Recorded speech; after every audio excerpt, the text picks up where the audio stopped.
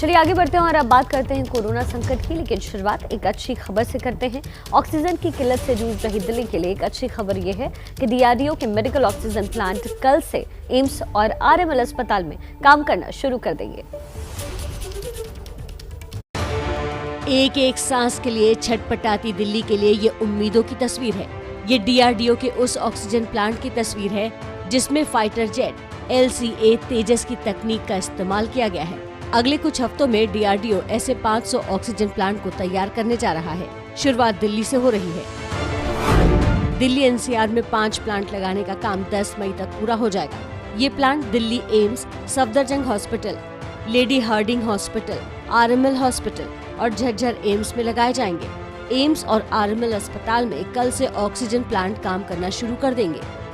500 systems के लिए orders दिया है। ये 500 3 महीने का अंदर, मतलब जुलाई मंथ एंडिंग के पहले ये इंस्टॉल होना है देश में पूरा, ऐसा है। इसके लिए काम करना शुरू किया, जल्दी से जल्दी सिस्टम्स बनाना शुरू किया। अब आपको बताते हैं कि डीआरडीओ के ऑक्सीजन प्लांट की खासियत क्या है और इससे ऑक्सीजन की कमी कैसे दूर होगी।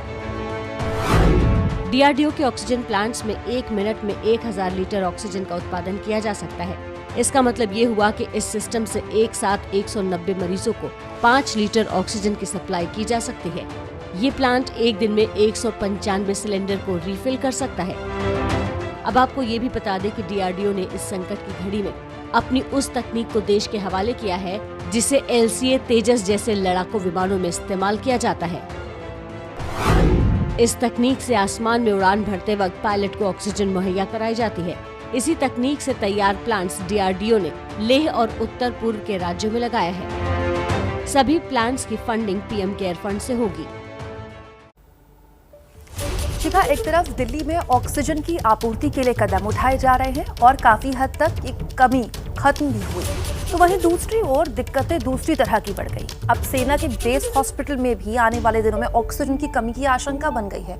क्यों, आपको समझना चाहिए। सूत्रों के मुताबिक दिल्ली सरकार ने दिल्ली कैंट स्थित बेस हॉस्पिटल की ऑक्सीजन की सप्लाई में कटौती कर दी है। हालांकि सेना का कहना है कि ऑक्सीजन की कमी नहीं हो पाएगी, लेकिन सेना ने इस संबंध में रक्षा मंत्रालय को कोटा कम होने की जानकारी दे दी है। सेना के बेस हॉस्पिटल को रोजाना 3.4 मीट्रिक टन ऑक्सीजन की जरूरत पड़ती है। इसके बावजूद अभी तक सिर्फ हर रोज 1 मीट्रिक टन ऑक्सीजन की सप्लाई हो रही थी, लेकिन मंगलवार को बेस हॉस्पिटल का कोटा घटाकर 0.42 मीट्रिक टन कर दिया गया।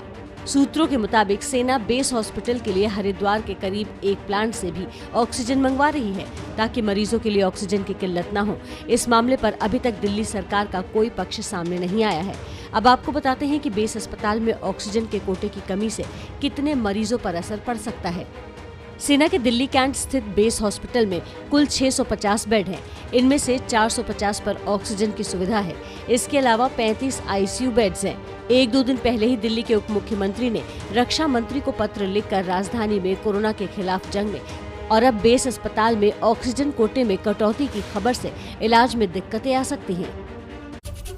अच्छा कुमकुम, एक तरह की दिक्कत और भी लोगों को इस दौरान हो रही है और वो कि कोरोना की RT-PCR जांच कराने वाले इन दिनों सबसे बड़ी दिक्कत का सामना ये कर रहे हैं कि जांच रिपोर्ट देर से आ रही है। ऐसा हो रहा है।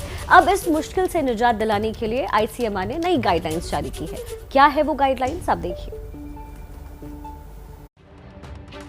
कोरोना की दूसरी लहर में एक बात शुरू से कही जा रही है कि अगर किसी में लक्षण दिखे तो वो जांच रिपोर्ट आने का इंतजार न करे बल्कि एहतियात शुरू कर दे। ICMR की नई गाइडलाइन में भी लक्षणों को संक्रमण का संकेत माना गया है। इसके मुताबिक RT-PCR जांच को किसी ऐसे व्यक्ति में दोहराया नहीं जाना चाहिए जिसकी एक बार पॉजिटिव रिपोर्ट आ चुकी है। अस्पताल से डिस्चार्ज के समय कोविड-19 से ठीक हुए शख्स के लिए कोई परीक्षण जरूरी नहीं है। घरेलू यात्रा करने वाले स्वस्थ व्यक्तियों में RT-PCR जांच की आवश्यकता हटा दिया गया है। ICMR ने कहा है कि यात्रा के समय अगर लक्षण नहीं है तो यात्रा करें, वरना यात्रा न करें। हालांकि दूसरे राज्य में जाने के लिए RT-PCR टेस्ट रिपोर्ट नहीं मांगने वाला हिस्सा ICMR का सुझाव भर है। ये राज्य का अधिकार है कि वो इसे मानता है या खारिज कर देता है। अब ये जान लीजिए कि आखिर ICMR को अपनी गाइडलाइन में बदलाव क्यों करना पड़ा। भारत में कोरोना टेस्ट करने के लिए 2506 सरकारी और निजी लैब हैं। संक्रमण की सुनामी आने के बाद इन लैब पर काफी दबाव बढ़ गया है। जांच कराने वालों की तादाद बढ़ने की वजह से काम पर असर पड़ रहा है और रिपोर्ट में देरी हो रही है। आईसीएमआर ने राज्यों को सलाह दी है कि बुखार, सिर दर्द, गले में खराश, सांस फूलना, बदन दर्द, स्वाद या गंध नहीं मिलना, थकान और दस्त को कोविड-19 का पुष्ट मामला माना जाना चाहिए और जांच से पहले ही ऐसे मरीजों को आइसोलेट हो जाना चाहिए।